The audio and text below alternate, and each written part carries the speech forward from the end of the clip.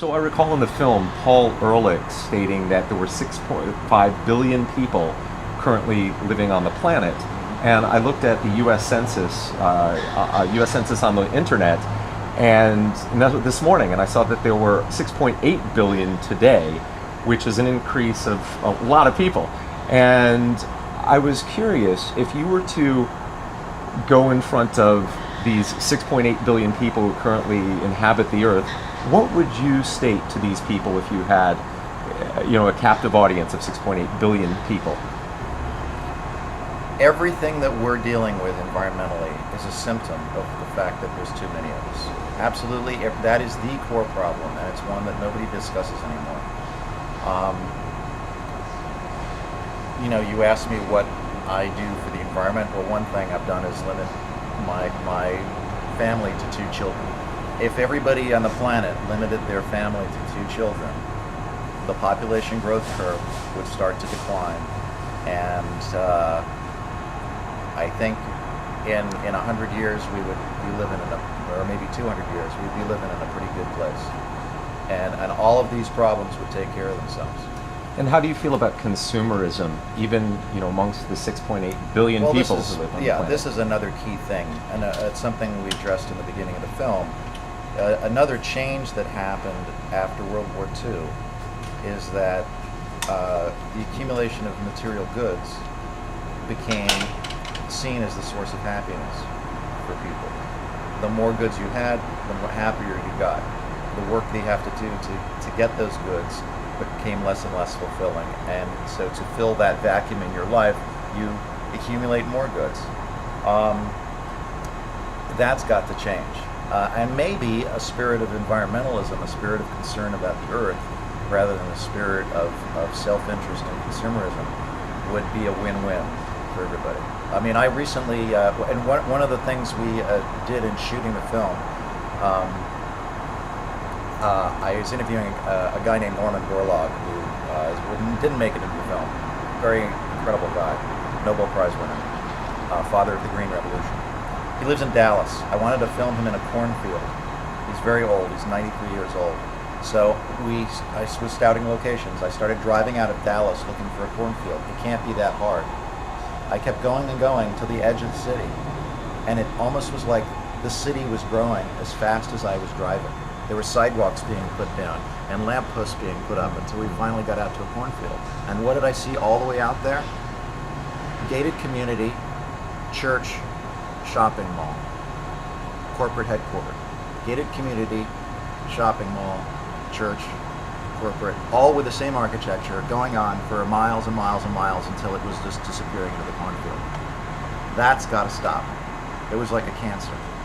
The problem is twofold. There's too many of us, and those of us who are here are consuming too much. We have gotten to a point where we use consumerism to fulfill personal happiness, to fulfill our lives by consuming more. What do you do on a Saturday and Sunday? Most Americans go out to the mall. That's got to stop. It shouldn't be about consumerism. And maybe the win-win here is environmentalism can fill that spiritual vacuum that people feel. And replace consumerism as something that you would engage in your free time. Do you think it's consuming too much or just the wrong things? It's both. It's or non-sustainable things. One of the biggest growth industries in America right now is storage lockers. Right. Because people have so much crap, they don't even know what to do with it. Yeah. So I think it's both. People they don't know what to do with their time, and they just go out and spend money on stuff, and they're bombarded with advertisement for it, and they think that's going to make them happy, and it doesn't. And how can you, as a documentarian or a person in the media, perhaps change that which people's desires are, what they desire, and what they want to purchase? That's a tough one.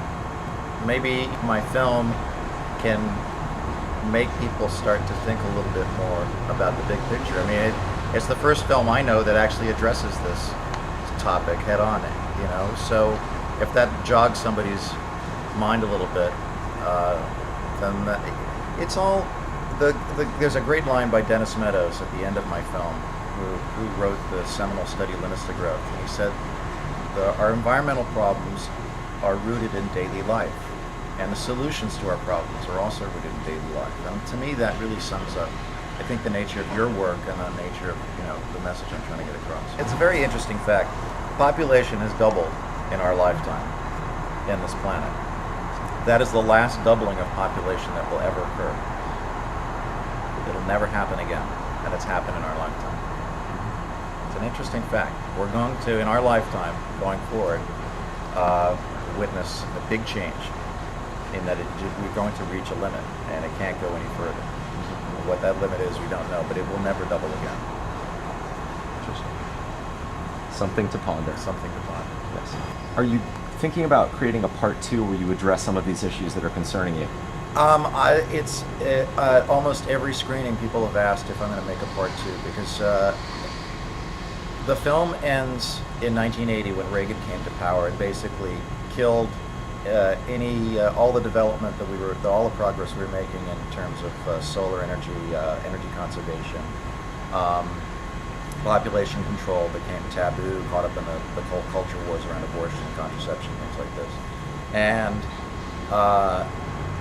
the environmental movement said it was fighting a rearguard action from there on. I think that's a fascinating story with totally different characters, a totally different film that I would like to make a film about, and I may very well do that. It's about, the conservative experiment that we went through. If you were to choose 9 people today in the current environmental movement, who to you would be the representatives of the environmental movement? Who would you like to speak with for perhaps a part 2 of this film? I can name a few people, but I've been so immersed in the history of it that I'm not as well versed as I should be in the current thing. Give me a month of research and I could come up. I mean, people like Bill McKibben, and there's a bunch of people out there who I think I would like to interview Mikhail Gorbachev. Actually, I think what I want to do is make a film about how in the course of 30 years we completely lost our track, lost our way.